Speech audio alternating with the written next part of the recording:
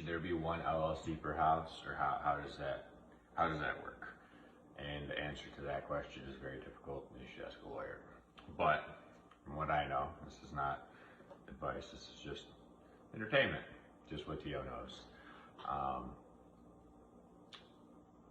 Think about it this way: if you have 100 houses, and if each house had an LLC, okay, so you got 100 houses, 100 LLCs, then 100 bank accounts. There's a whole mess of stuff that you got to take care of. So that would just be a huge pain in the butt.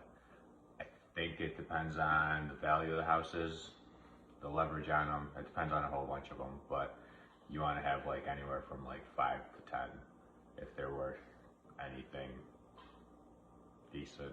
I think you want to have like 1 mil, I think I heard a lawyer tell me, per LLC.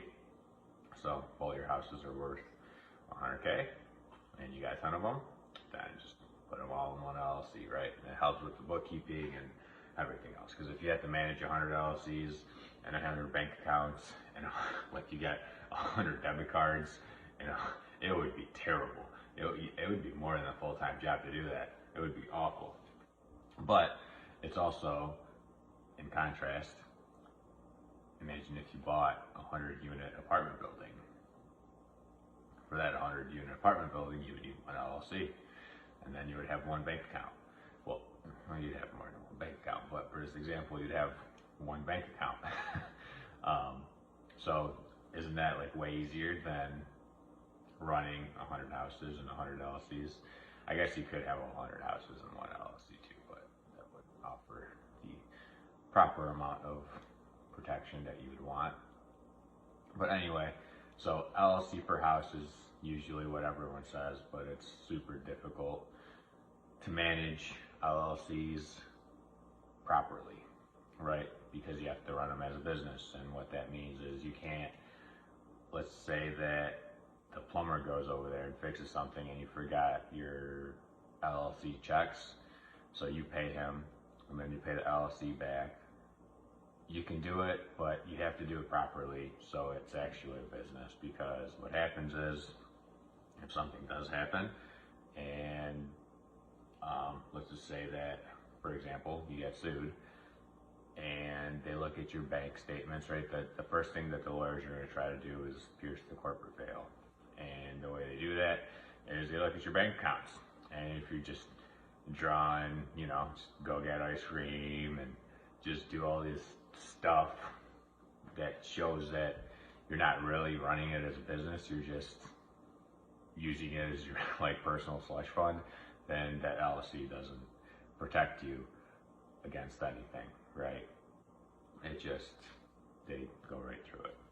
So if you do have LLCs, if you have 1 or 100 or however many you have to make sure you, first of all, structure them properly, and then after you structure them properly, you have to run them correctly to make sure that if something does happen, you're using the protection that they offer instead of not. So I got like a binder of how to properly take care of LLCs and how to structure them and how to all that. Super interesting stuff. I would suggest just letting a lawyer do that, because it's very boring. And just, you take the cliff notes, like, hey, do these things, don't do that things, you're good.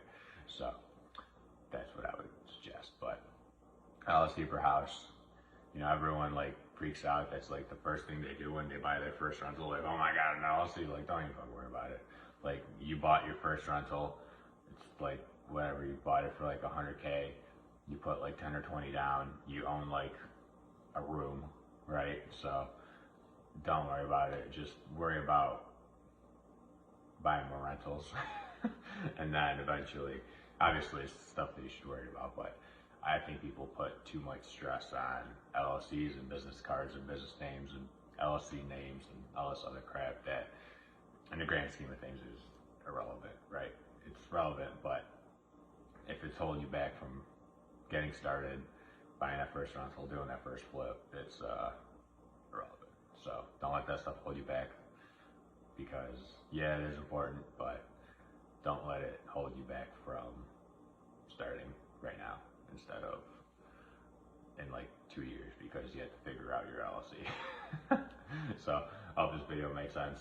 And if you have any questions about LLCs, I'm probably not the best person to ask, but I do have some knowledge about them since there's quite a few of them that I have used and I use. So I hope you have a great night, and I gotta start making these videos way earlier because I'm